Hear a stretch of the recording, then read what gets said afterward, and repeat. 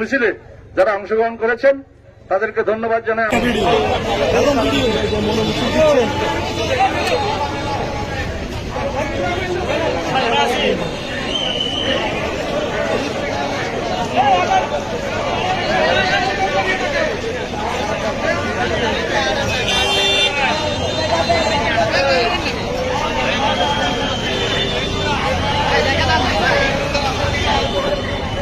মিছিলের মাধ্যমে আমরা চাই আর এক মুহূর্তে এই ফ্যাসিস্ট খুনি হাসিনা যেন আর না থাকে, তার পদত্যাগ আমরা চাই।